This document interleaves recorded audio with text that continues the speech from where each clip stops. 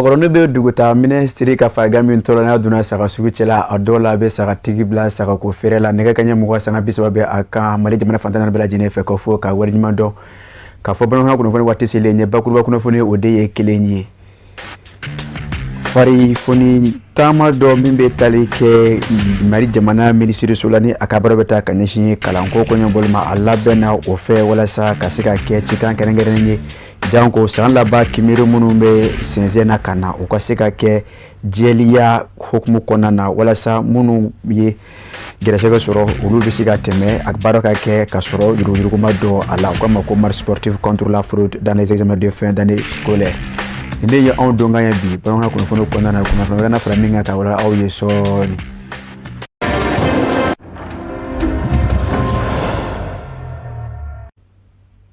kaseki ka ofu kokora maliko na animaliko kanya kuma munuzige meka nyamada Shirifla TV jakanso fe ina fo mbora ka au klola somi dongana chumena ka fo mimbe talike mali jamana minisiri sola mika barabeta kanyeshi kalango konyo nyebolimo oye farfoni tamado ula be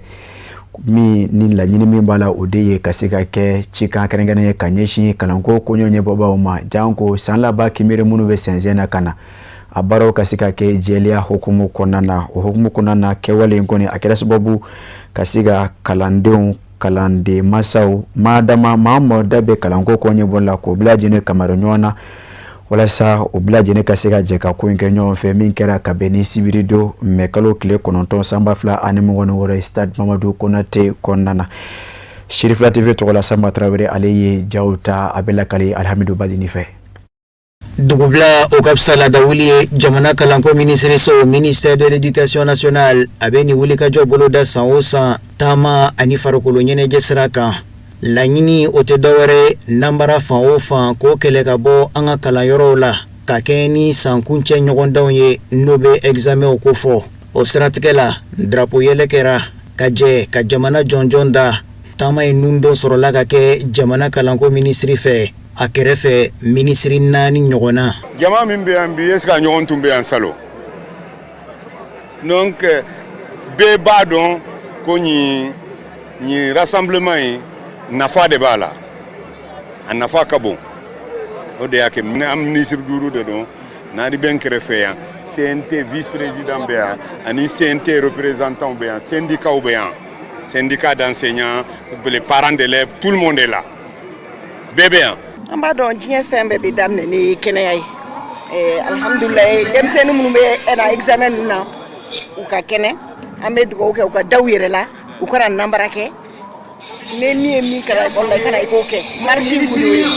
obligation fo jeunesse fo mais ministre befo ni ngani atay na CNT mo munbe no ni mbaraina ambe duko examen mun seto fle ala ku ke chugo nyandama kakeni kene nyere bonyae mashide masonga toko kabini CNT wasadeo chake da fembe nyeshin kalankoma kalande soma o ani kalando yere bekelengele na ya jiraka foko nu jenero fi yasa examen unu kaseka ke jelia konana mometa kunche ni kuna woloe annana ministry de maga tagama mi amba feka ira jembela ko kalan ye jeune manga ye kalana fraude manga ye kalana o mi école dem be kanga ke ire ye parce que ni donia be sega nyini chogo mina ni ye mogore ka donia lege ka afenga otebe e ka donia ka ke ire tay donc annana ani demsenu be ñokon fe kayira demsenu na abna bo tele la fin na kayira demsenu na ka foko vraiment fraude mai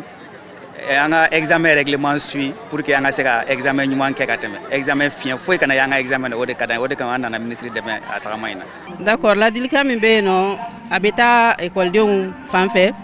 abeta aussi école karamogo parce que lu de be surveillance ouke beka sebeke mais sega kan beka sebeke sebe de be labane anga sebeke na ye sebeke amita nyo ngani sebe make na fora ko examen do ikata fait modèle be ala kan kishama c'est pas sérieux donc amba nyini école de fait ou ka sebeke wi sambeke ka fin do de fara nyonka anyi nen wu fe ni école na bla ko de la sega ma sisano o la segini de o de be seka jamana jo o la segini nyuma o de be seka mali ambe mali kura minyini na o de be seka mali kura indama donc ba nyini école de fait ou ka sebeke ba nyini surveillant fait ou ka sebeke salu kono awa fɛn min ye kalanden ninnu ye o y'a jira k'a fɔ ko n'u seko n'u damayira kɛ cogoya minɛ laɲini o ka se ka sabati o la an bɛ jɛ ka dugawu kɛ kalanden fɛn fɛn bɛ tali kɛ examenw na ɲina ala k'u sɔn kunnawolo la. Amina yarabi jɛkulu kɛrɛnkɛrɛnnen min sigilen bɛ ni o kama Association pour la formation et la culture islamique AFSI o de y'a cɔrɔ ɲɔgɔnna ye o ka seerekulu 6nan 7nan ani 8nan olu ka kalanw tɛmɛnen kɔfɛ o labanna k'o kan nabila min ni o ye o kanu k'a tɔgɔ da Ala hinɛna Gangile Tarawele la o hukumu kɔnɔna na kɛnɛba dɔ labɛnna walasa ka se ka kalanden ninnu bilasira farifoni ani nisɔndiya kɔnɔna na min kɛra ka bɛn ni mɛkalo tile 9 san 2026 ye amalidɛmu kɔnɔna na talikɔkaw fɛ Bamako yɛrɛmara kafo 4nan de ko don ni a baaraw sirala ye sigida ɲɛmaaw fɛ denmasaw ani Ala hinɛna fɛ Gangile Tarawele ale yɛrɛ ka denbaya olu fana tun bɛ kɛnɛ kan Tɛnɛɲa Tarawele ka fara Abdulaye Sow dogo kan olu y'a siri Sirifila TV tɔgɔ la.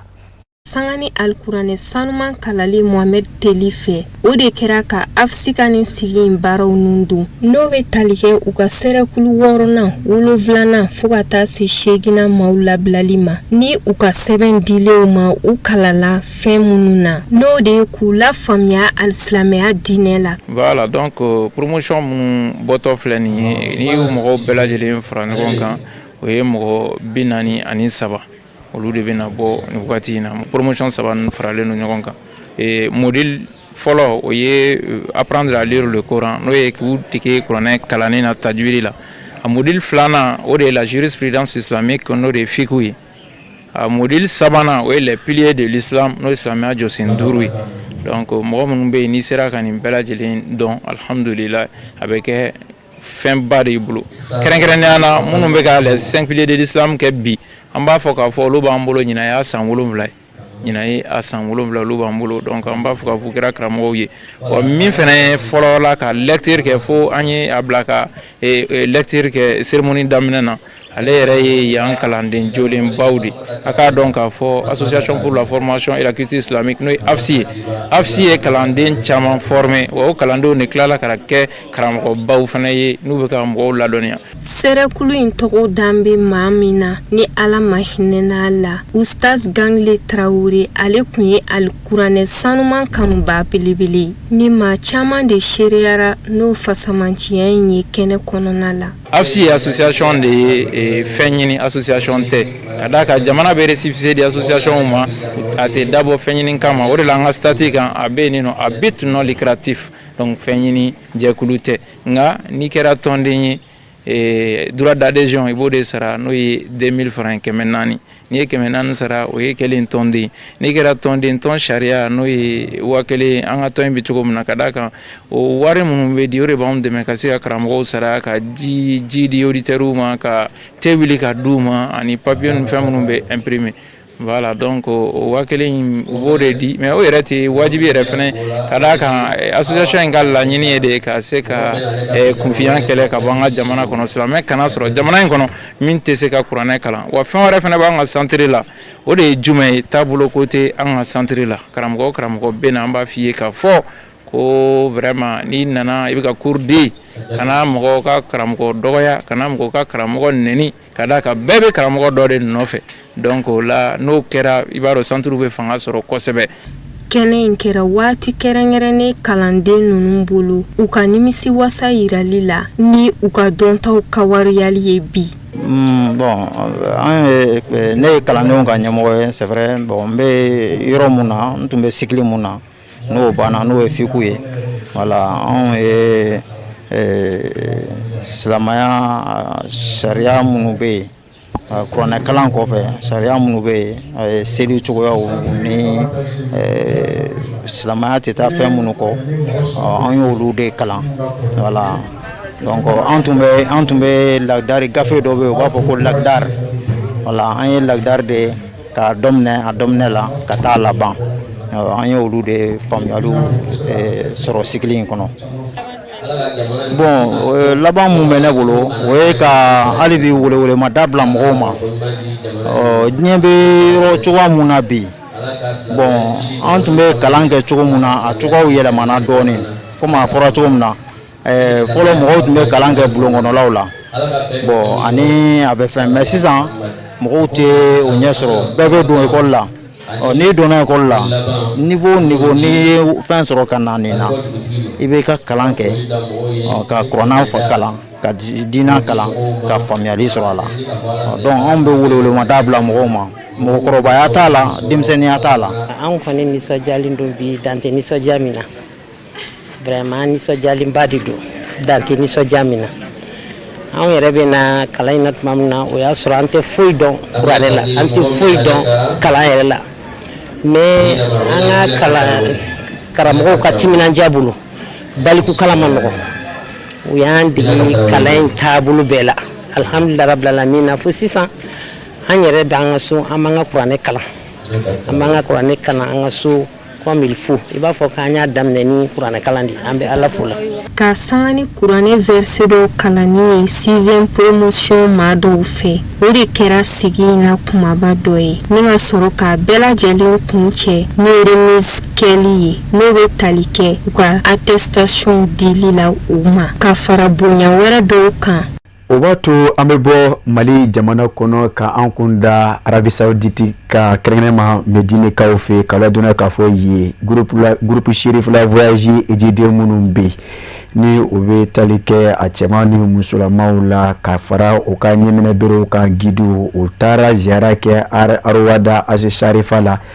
o min ye nanko fɔrɔ labɛnnen ye yɔrɔ kanunen don Mahamadu Mustafa kisi nɛɛma b'a ye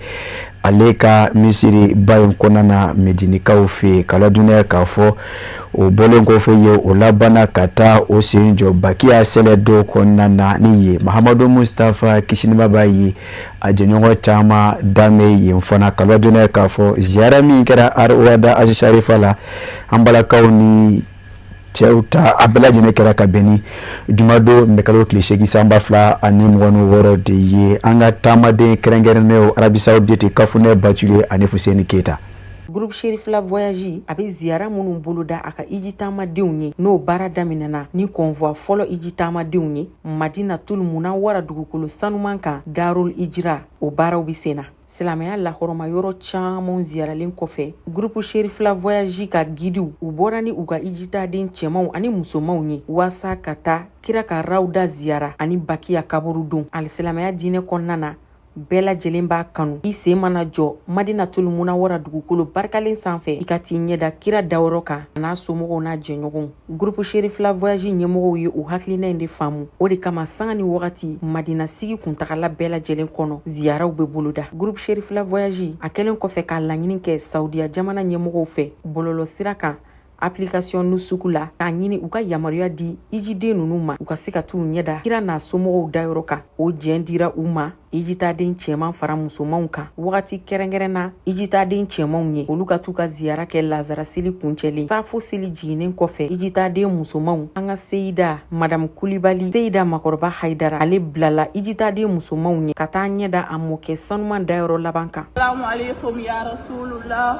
Assalamu alaikum ya Rasulullah. Assalamu alaikum ya Nabiyullah. Assalamu alaikum ya Nabiyullah. Assalamu alaikum ya Habiballah. Assalamu alaikum ya Habiballah. Be Rawdatu Sharifa kono no e alakira e yoro mi ko fo ako ma bayna bayti wa minbari rawdatu min rali janna alekira ka so ani aka minbaru che no aga abe kutuba ke yoro na ko aljine yoro do e donc ni mo mi asoro e ka jo ka do ka kono alhamdulillah rabbil alamin anna na nga jide ne bi lanzara na juma do na kana ziara ke no ya nga chawye ta fo mo bi woro ani kola kanto akona en do ke kerengere ma askara mo seru Usman Madan Haidara aleka layni de ne ay fami ngale amana to o de gona jora yoro bawla Madina ala belebeleba bela belebeleba de Rawda ko ka do kan faso Mali kan yɛrɛ bɔra ka to cogo min na o y'a ka kuma de san o san a bɛ nin de ɲini an fɛ donc an ye dugawu kɛ Mali ka dugawu kɛ Farafina ka dugawu kɛ diɲɛ bɛɛ lajɛlen ala ka basigi don o kama hami kɛrɛnkɛrɛnnen min b'ale yɛrɛ la ala b'o dɔn a b'o dɔn ɲinifɛnw na ala k'o nɔgɔya ye siranko la ala k'a kisi o ma Mali jiden bɛ ala ka bɛɛ la kisi ka bɛɛ ka bato minɛ an badenw a jiden minnu kunfɔlɔ minnu sira nɔ basi foyi t'u la bi o kɛra cɛw ka Rawda ye bi kelen fana na musow ta fana bɛna sɔrɔ o sɔrɔla o bɛna kɛ su in na insha Allah an ka mɔgɔ tɔ minnu bɛ kɔfɛ fana bɛ dugawu kɛ o wulila ala k'o ɲuman se ka na an yɛrɛ ɲuman sɔrɔ yan nɔ kira ka Rawda kɔnɔna na ka fara ale yɛrɛ kan Seydina Abubakar ani Seydina Umar fana dalen bɛ ye. La voyage de bon vraiment ni la da san karamɔgɔ si cɛ Usman Madana Idara ale ni ala fɛ ni ala ka agence mɔgɔya ya ka se ka hiji kɛ ko ɲuman yira a ka jɔna cogoya min na bon ala sɔnna o kɛ a ye an bɛ o baara de la an nakun ye de baara in se ka ɲɛ cogoya min na ka kɛ ten tɔ karamɔgɔ b'an bila ka na a ka hijidenw ka o de kama san lada de don ni an nana an kɔni b'an jija cogo bɛɛ la an ka se ka rawda sɔrɔ n'o ye kira yɛrɛ dalen don yɔrɔ min na alayhi salam bon alhamdulilayi komi kow gɛlɛyara sanu kow tɛ kelen bon ninnu ta san damadamani na a bɛ san 4 laban ninnu bɔ f'i ka demande de kɛ pour que u ka se ka accepter i n'i ka hijidenw ka taa ka don cogoya min na bon an b'a la fo komi hijiden tɔw bi kɔfɛ ka na an ye kɔnba fɔlɔ mɔgɔw ye bon ala sɔnna o musow an ye demande kɛ musow bɛɛ ye demande sɔrɔ bon anw ka heure kun ye su in na ye bon ala sɔnna an tagara alhamdulillah bon aw yɛrɛ y'a ye a bɛ kɛ cogoya minnu na san o san yɛlɛmaw de don a bɛ sɔfɔw de tila a bɛ araw de jɔ ka tila ka don cogoyaw la u b'a ɲɛfɔ an ye cogoya minnu na an b'a kɛ o cogoya de la bon ala sɔnna an kɔni min na an kan ka ɲɛfɔli kɛ cogoya min na an y'o fana fɔ kira dalen don yɔrɔ min na an y'a yira an ka mɔgɔw la hali ni o y'a sɔrɔ u tɛ tilenna ye mais anw minnu bɛ to ka na ni an b'a yɔrɔ dɔn diyagoya don karamɔgɔ ka laɲini bɛɛ la an k'a yira an y'a yira an ka mɔgɔw la bon an ka musow y'a ye alhamdulillah u nisɔndiyara an ye dugawu kɛ an tilala k'a ɲini fana k'a sɔtɔ nin kɛrɛnkɛrɛnnenya ma u ka dugawu kɛ faso ye n'o ye Mali ye ala ka jamana in kisi ala ka an bɛɛ kisi a kɔnɔ an karamɔgɔ n'a ka denbaya ala k'a n'u kɔlɔsi ala ka sini kɛnɛya d'a n'u ma ala k'a n'u wasa tɔɔrɔ bɛ min ala k'o tɔɔrɔ wuli minnu mago bɛ hɛrɛ la ani silamɛ ɲuman bɛɛ ala ka hɛrɛ di an bɛɛ ma ala ka diɲɛ bɛɛ kolo suma. Sherifla hijitadenw ka ziyara ma dan arawda kelen ma u ye garisɛgɛ sɔrɔ groupe Sherifla voyage ka cɛsiri ni wulikajɔ kɔnɔna na ka taa Bakiya kaburudon ziyara ka taa sɔli kɛ kira n'a somɔgɔw kan a n'a jɛɲɔgɔnw Bakiya kɔnɔ Fatima Zahara bɛ a n'a denkɛ Imam Hassan ka fara mɔdenkɛw kan Fatima Zahara kɔfɛ kira denmuso wɛrɛw bɛ yen nɔ Rokiya ani Kulsum. ala ka sirifikɛ dɛmɛ ala k'a dɛmɛ mɔgɔw dɛmɛ amina sirifikɛ sababu de la anw ye nin ye mais ne ye maliyɛn de ye hali ne ka passeport dara ta Mali la mais ne bɛ yan amisaru le fɛ hali b'o la sa an bɛ dugawu kɛ ala k'a hide bɛɛ ala k'an ta Makan kana lafiya la komi an ɲagɛ lafiya la an ɲɛ dara nin min ala ka hɔrɔma la bɛɛ kan ala ka bɛɛ den kana ala ka bɛɛ den kisi fɛn den y'a lase yarabi ala ka barika don du bɛɛ la. Kira ka rawda kɔnɔna ziyara kun cɛra ni jɔko 2 selili ye ka salamu di kira ma ka dugawu kɛ an yɛrɛw hami kama ani ka Mali jamana kɛrɛnkɛrɛn k'a kanu ni bɛn ni basigi ye alisilamɛya dɛmɛtɔn ansaru ɲɛjɔyɔrɔ ka laɲini kɔnɔ an fana karamɔgɔ Aseyid Sherif Usman Madani Haidara. Ka to hali bi maga jamana ka kɛrɛnkɛrɛnma Medinikaw fɛ kala dɔnniya k'a fɔ groupe Sherifla voyage a ejide 300 bɔɲɔgɔn kɔ o ɲuman bɔra Mali kɔnɔ o ɲuman sera Medinikaw fɛ yen ka bɛn ni sibirido mɛkalo tile 9,2026 ye o jiginnen ka bɔ sanfɛ pankuru kɔnɔ Ethiopian Airlines min bɔra n'o ye Mali jamana kɔnɔ o taara sira labɛnw bɛɛ lajɛlen sabati bɛ ka bila o ɲɛ kɛrɛnkɛrɛnnenya ma groupe Sherifla voyage a ɲɛmaa dankan ani ka fara Madame Kulubali Seyda Nafisatu Usman Haidara kan walasa ka se ka o tare ni k'o kunbɛn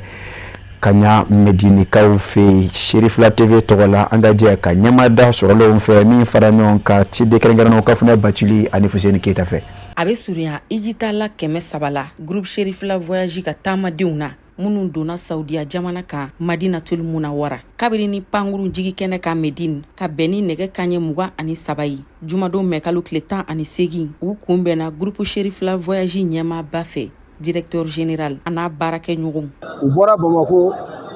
Ethiopian na ka tile ka na Madine aéroport la an nana ka na u kunbɛn o de la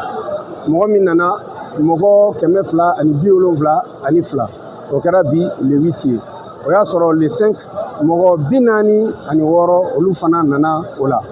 minnu fana bɛ bɔ jamana wɛrɛw la ka bɔ yan ka bɔ Faransi ka na mɔgɔ 5 ka bɔ Baraza fana mɔgɔ 5 ka bɔ Ameriki mɔgɔ 2 mɔgɔ bɛ bɔ o la olu fana olu nana donc alhamdulilayi mɔgɔ tɔw olu bɛna le 10 ni Alahu Taala sɔnna a ma olu bɛna o la ni kɔni y'u selen kira ka dugu la alayhi salatu wassalam bon n'o kɔni fɔra ka ban o ye nisɔndiya fɔlen o ye hɛrɛ fɔlen o ye sabati fɔlen bon yɛlɛmali camanba de donna ɲina hiji cogoya la ka sababu kɛ santaw la n'an kun nana n'an ka minɛnw ye minɛnw bɛ kɛ mansini kan yɔrɔ min na i b'i ka minɛn i b'a ta i bolo i n'a bɛna minɛn min n'i tɛ se k'o ta u b'o don wotoronin kɔnɔ i yɛrɛ bɛ n'o minɛn ye o bɛ don kare kɔnɔ ka taa bila mais saudiya y'o bɔ a la saudiya nana ni fɛn dɔ de ye u b'a fɔ min ma ko hajj bila haqiba ka hiji kɛ fait le pèlerinage sans valise ka hiji kɛ ka sɔrɔ valise foyi t'i bolo o kɔrɔ hali an bɛ minɛn o minɛn pese Bamako ye n'an b'a fɔ ma koliba i ni min bɛ don avion kɔnɔ o tɛ mais minɛn min bɛ pese e bɛ na i b'a munumunutɔ ye mansin na hali ko i b'a ta u b'a fɔ i t'a ta parce que e ka contrat o kɛlen don hôtel min kan o b'u bolo e tɔgɔ b'u bolo e ka passeport numéro b'u bolo donc u bɛ sin k'a don doni ta mobili de kɔnɔ direct ka taa bila o hôtel ninnu na o de kama tamanew b'a fɔ an ka minɛ depuis Bamako an y'a fɔ bɛɛ minɛn kɔni fo hôtel la ni Ala sɔnna a ma bon u ye yɛlɛma dun fana don a la fɔlɔ la i bɛ taa sɔrɔ aw ka hôtel aw dɔrɔn de bɛ don carré kɔnɔ mais u y'a kɛ sisan contrat fila bɛ se ka don carré kelen kɔnɔ a bɛ taa ninnu jigin a bɛ tila ka taa ninnu fana jigin donc o kɔnɔna an b'a fɔ bɛɛ mɔgɔ o mɔgɔ nana Serifula tamadenw fɛ alhamdulilayi depuis nali daminɛna a bɛɛ hɛrɛlama ɲuman o sera an ma yan nɔ. Elaji kuraw n'u ka jala nɛrɛ dalen u kan na aja kuraw olu labɛnko ɲuman don ijabu nɛrɛ la u ka valise tamasiyɛnnen ɲɛgɛnenw bɛ u bolo ni agence Serifula yɛrɛ ka tamasiyɛnw ye u nisɔndiyara u fari fonina u yɛrɛ ye kira ka dugukolo barikaman sanfɛ. An b'a fɔ alhamdulilayi rabil alamina an wulila bi tilegan in na alhamdulilayi an bɛ yan bi quelques heures après vraiment ka se k'an ka medine sigi kɛ n'an balimaw n'an ka ejidenw ye an bɛ Ala fo k'a barikada Ala y'a nɔgɔya Ala ka baara tɔ fana nɔgɔya an ye alhamdulilayi ka medine séjour nɔgɔya ka makanta yɛrɛ nɔgɔya ka baara in kɛ ko ɲuman d'an ma k'a minɛ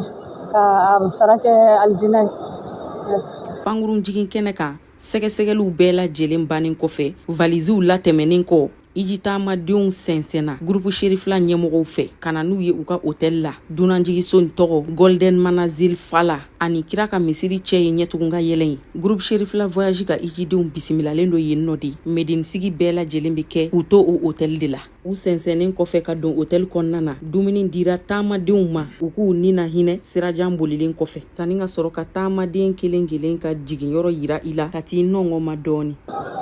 O la sa ni Ala taala ka diɲɛ ye Ala y'a kɛ ne ni n ka jama maa 200 ani dɔɔni Ala y'a kɛ an bɔra Bamakokaw fɛ yen ka bɛn u ka 14 heures ma mais Ala y'a kɛ an donna Mankaw fɛ yan ka bɛn u ka 22 heures ma a kɛra nisɔndiyaba ye hijidenw bolo a kɛra farifoni ye parce que an y'a yira hijidenw na k'a yira k'a fɔ siga tɛ min na Madinɛ a bɛ fɔ min kɛ tile 8 o ye kumaden ye kuma min bɛ fɔ ka tɛmɛ ten nka k'a fɔ ko wulibali don ko kira y'a wajibiya maaw kan o tɛ sɛbɛn fɛn si la an y'a yira taamadenw na ko n'an nana se Madina hali n'an danna heure kelen ma min ka gɛlɛn an ka taa an jɔ ka kira fɔ parce que kira ko man hajja walam yazuruni faqad jafani ni mɔgɔ min nana Maka ka hiji kɛ ma taa jɔ ale la i k'ale jasi o hukumu kama an ye hijidenw bɛɛ lafaamu bɛɛ nisɔndiyara bɛɛ fari fonina. Aja kuraw ni elaji kuraw sɛngɛ lafiɲɛ bɔlen kɔfɛ sanga kɔnɔ agence Serifula voyage ɲɛmɔgɔw ye u kafo ɲɔgɔn kan ka bila u ɲɛfɛ ni ka belebele ka misiri sɛgɛrɛ Muhamadu Mustafa danfɛnw lasɔn hɛrɛma kisi ni nɛɛma b'a ye walasa u ka t'u bisimila kira ka misiri kɔnɔna na k'u ka bato kunfɔlɔw kɛ. Vraiment sɛnsɛn kan kun diɲɛ fan wɛrɛ kibaruyaw k'a bila k'ale karamɔgɔ Musa Fɔnba de fɛ.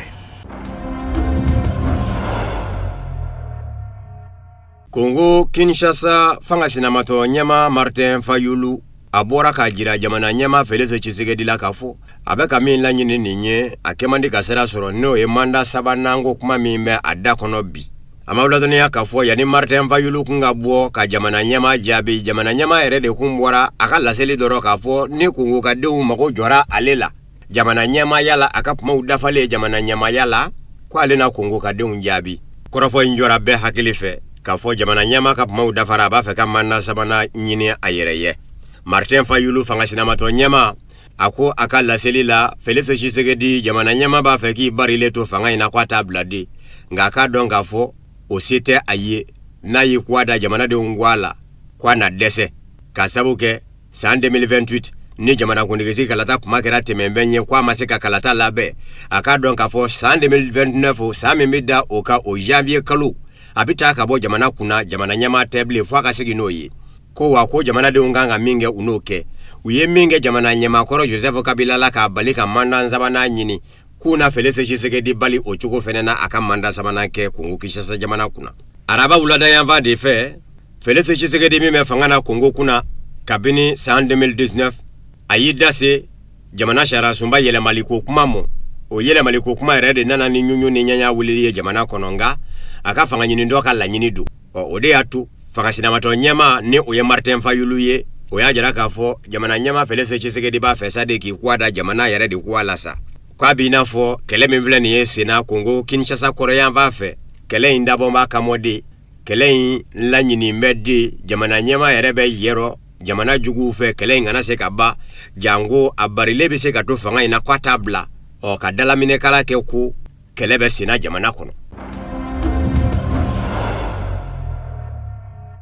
Affaire de ce de sanfɛ kiri bulonba Cour suprême ye a jira k'a fɔ wasablo denw ye kalata min kɛ wasablo kɔnɔ n'o ye diɲɛ bi jɛ ni jamana ɲɛma jigili ye ka bɔ fanga na diɲɛ di jɛ n'a ye ni maa fanba y'a yira k'a fɔ an ti jɛ n'a ye a ka jigin ka bɔ fanga na k'a sabu kɛ ale ka wasaden de ka ca wasablo kɔnɔ k'o kalata min kɛra k'a bɛ k'i n'a fɔ a ma kɛ jamana sanfɛ kiri bulonba Cour suprême ko sɛgɛsɛgɛli min dayɛlɛlen kun don ka ɲɛsin jamana ɲɛma ma Afrique du Sud Cyril Ramaphosa sɛgɛsɛgɛli min wara wuli ka ɲɛsin a ma tun ko in bɛ tali kɛ fɛn min ka san 2020 sunyani dɔ de kɛra jamana ɲɛma ka dagabana so dɔ la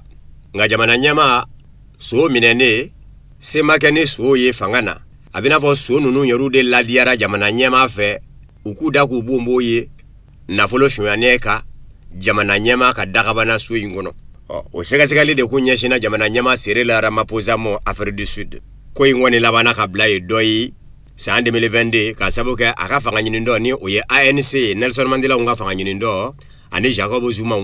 olu ye maa fanba ye wasablo kɔnɔ cogo min fanga ma se ka sɔrɔ fanga sinamatɔw na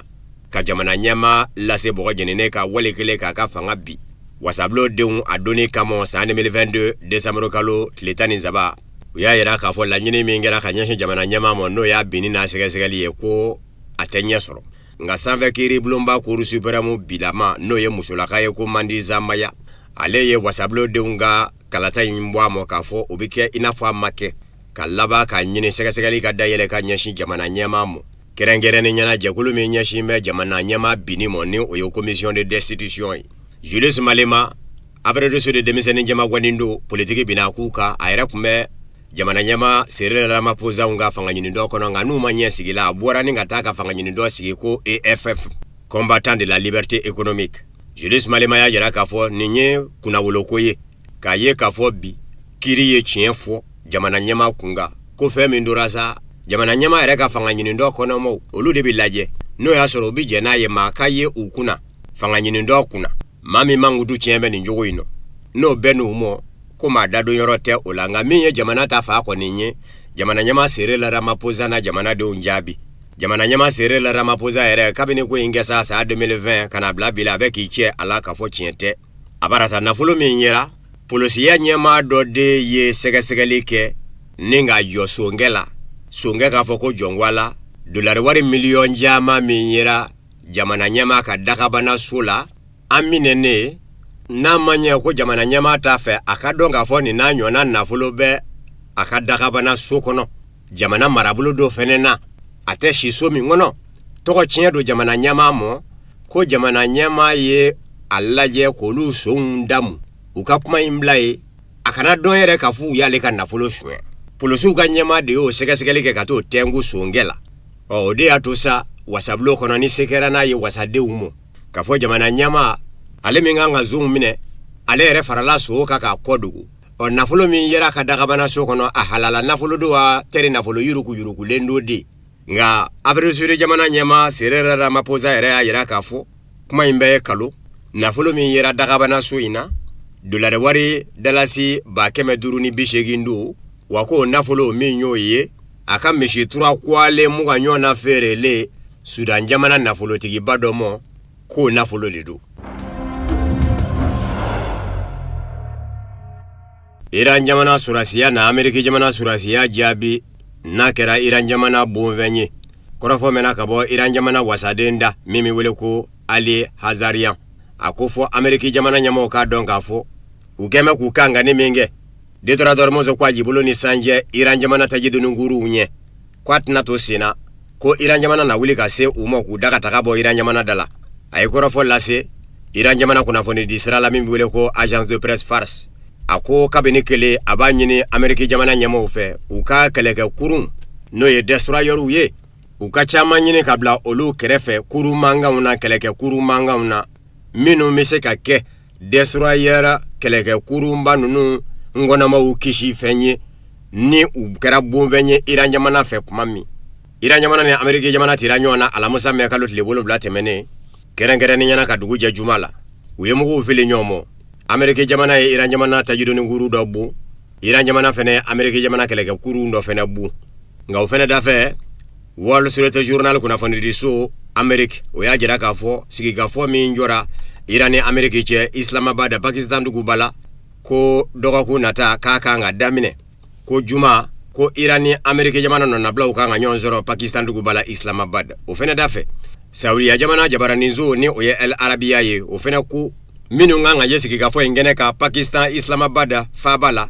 k'u bɛna jɛ ka tɛgɛnɔ bila kɛ bɛnkan sɛbɛn dɔ de la Ameriki jamana ni Iran cɛ ka kɛlɛ ban ni ka Detroit Hormuz ko a jibolo dayɛlɛ Ameriki jamana kɛmɛ k'i kan ka ni min kɛ Detroit Hormuz ko a jibolo ni sanjɛ Iran jamana tajidoni nguruw ɲɛ o fɛnɛ ka wuli nka Al Arabiya jabaraninso Saudiya a ko a tigɛ n b'a kan k'a fɔ sigikafɔ in bɛ gwɛlɛya.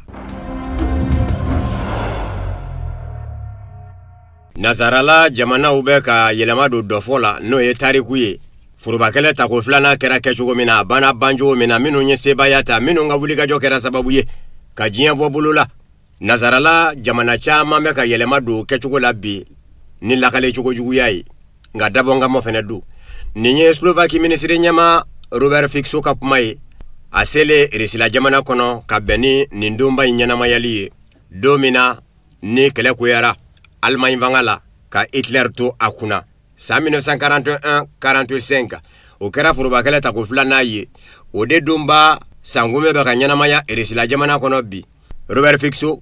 n'o ye Slovaki minisiri ɲɛma ye kunnafonidilaw ɲɛna a ko ne bolo aw Rusila denw tɔɔrɔ min b'a dusukun na bi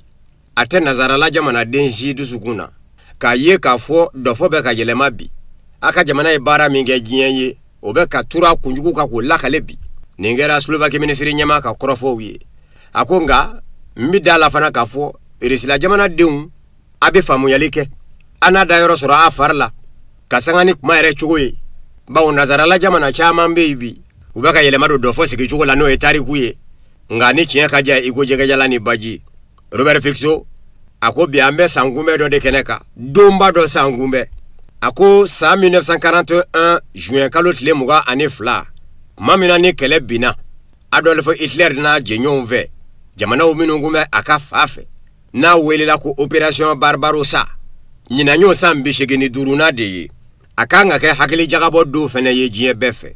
a ko ne teri Rusilakadenw n b'a ɲini a fɛ a ka don in kɛ taasibila don ye a ma ladɔnniya k'a fɔ Slovaki minisiri ɲɛma Robert Fico Rusila jamana kɔnɔ ani Putin bɛ ɲɔgɔn ye a ko tiɲɛ don a t'i n'a fɔ Slovaki jamana ni Rusila fɛnɛ cɛ ja dama don gwɛlɛya bɛ u ni ɲɔgɔn cɛ yecogo dɔw la diɲɛ taabolo kunka Nazarala yɛrɛ sigicogo kunka nka o n'a ta bɛɛ Slovaki jamana tɛ i n'a fɔ Nazarala jamana tɔw minnu bɛ k'u ɲɛtugu a bɛɛ lajɛlen kan Rusila yɛrɛ de kan ka ti ka bɔ yen ko Slovaki ta t'o ye u ti ɲɔgɔn ye yɔrɔw minnu na a n'o ɲininkali dɔw tɛnku Rusila jamana ɲɛma Vladimir Putin na n'u ye ɲɔgɔn sɔrɔ a ka se ka jaabi di a mɔ olu dɔw la minnu bɛ se ka don a hakili fɛ.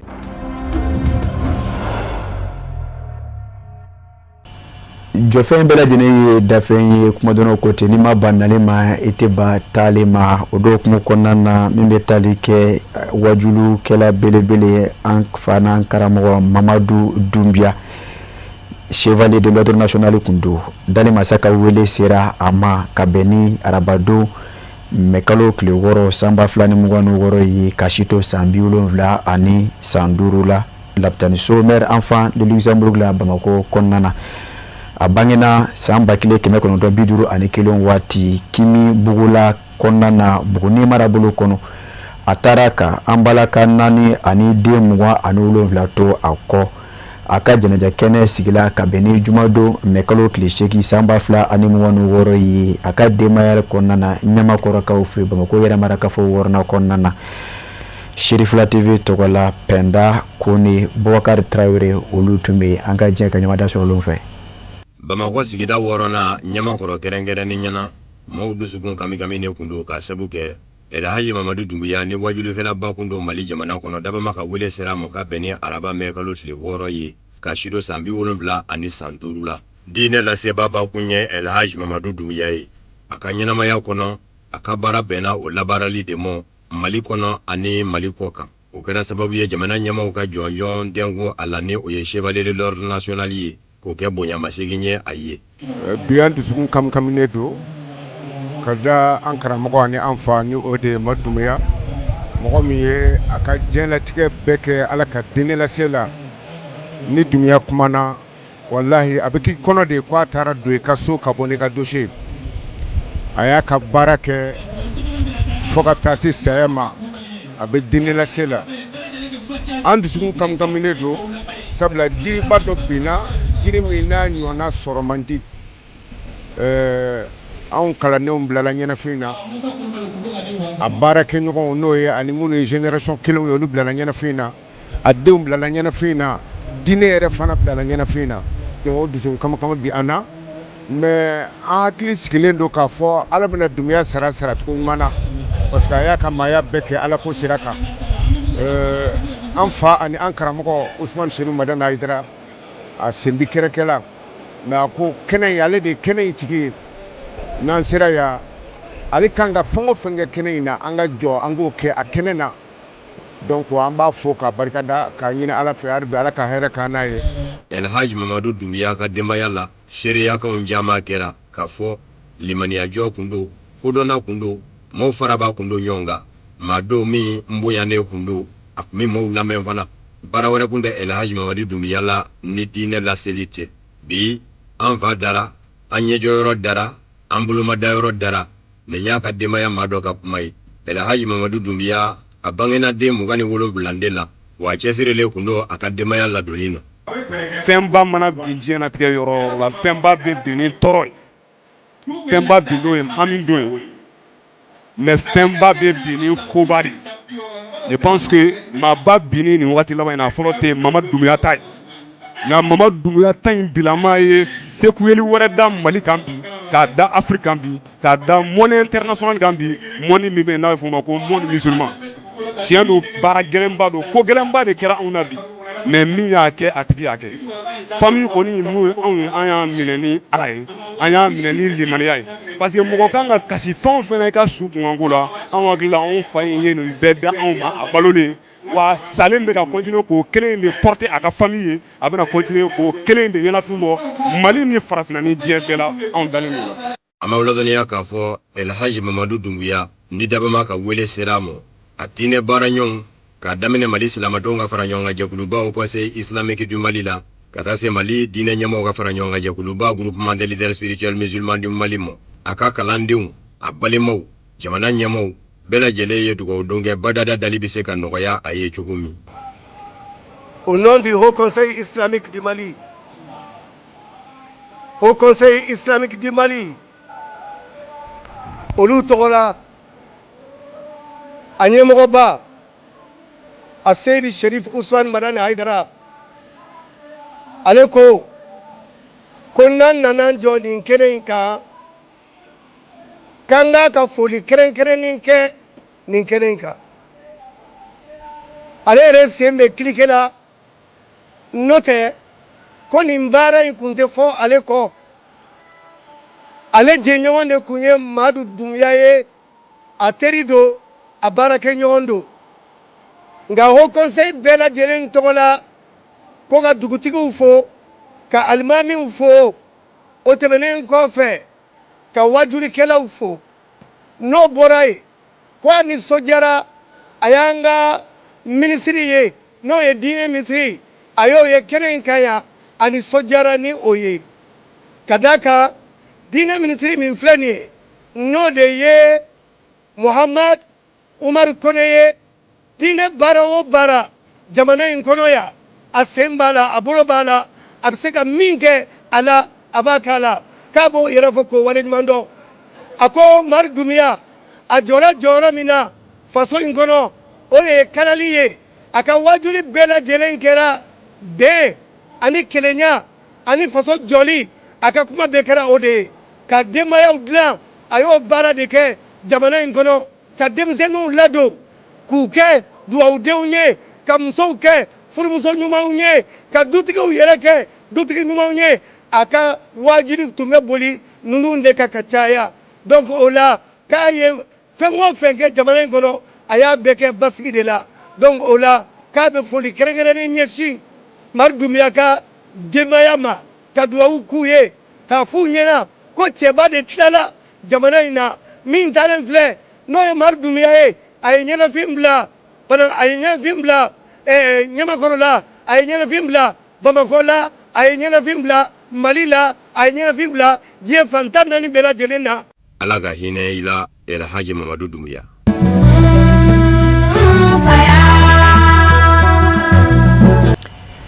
Kasigi ka ofu kokora Mali kɔnɔ ani Mali kɔ ka baw ne bɛ kɛ sababu ka dansigi bi man ka kunnafoni sɔrɔ la an sera ka min fara ɲɔgɔn kan bɛn ni tuma ɲɛ kunnafoni so ɲɛmaaya so fɛ laseli wɛrɛ aw ni karamɔgɔ Musa Fɔnba bɛ ɲɔgɔn sɔrɔ yan sanu cɛma fɔla ka bɛɛ ani basigi na Mali jamana kɔnɔna na fo ka se diɲɛ fan bɛɛ lajɛlen ma a k'a mɛn diɲɛ waati wɛrɛ.